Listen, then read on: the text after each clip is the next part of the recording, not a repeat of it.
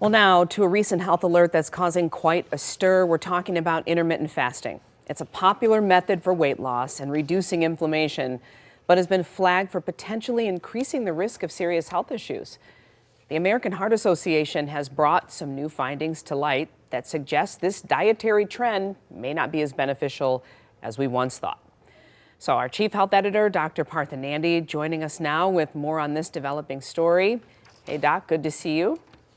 Yeah, good to see you. This is, this is going to have a lot of discussion, Linda. Intermittent fasting has been talked about for a long time. A study, though, presented by the American Heart Association, Linda, at a recent conference, Chicago, showed some pretty startling findings. According to the study, adults who are adhering to this 8-hour eating schedule might actually face a 91% higher risk of dying from cardiovascular disease. That's a big number. This is compared to those who spread their meals across 12 to 16 hours.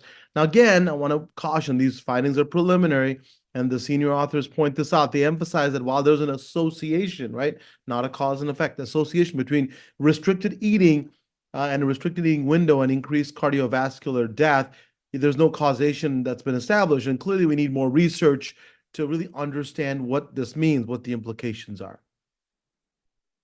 A different message, really. So for people considering this intermittent fasting, what should they know?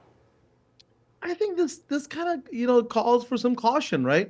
Now, the study which analyzed dietary patterns of 20,000 adults in the U.S. over I think 15 years suggests that the timing of our meals can significantly impact our heart health, particularly for those who are already at risk because of existing conditions like heart disease or cancer. Now, interestingly enough, Glenna, for individuals who had cancer, extending that eating window to 16 hours might actually reduce the risk of cancer mortality or cancer death. So listen, it's not all doom and gloom. There's still evidence that shows that intermittent fasting can benefit blood pressure, glucose, and cholesterol levels. The takeaway from Dr. Zong, Dr. Gardner, the director of nutrition studies at Stanford, they call for personalized dietary recommendations. I like that. They stress the importance of considering an individual health status and the nutrient quality of the diet before just jumping on something else or recommending fasting windows. For those who are exploring intermittent fasting, a lot of people are, and a lot of my patients are, it's really important to consult with your doctor, talk to someone like myself, understand that nutrition and health are quite personal, and what works for somebody else, like your neighbor or your friend, may not work for you.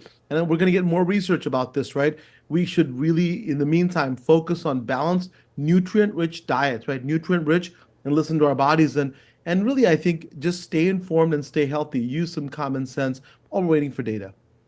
Common sense is the cure. Thank you so much, Doc. We appreciate you joining us. My pleasure always. Take care. And if you have a health question for the good doctor, you can email him, Dr. Nandi, at askdrnandi.com, or send it to us on Facebook or Twitter. We'll get it right to him.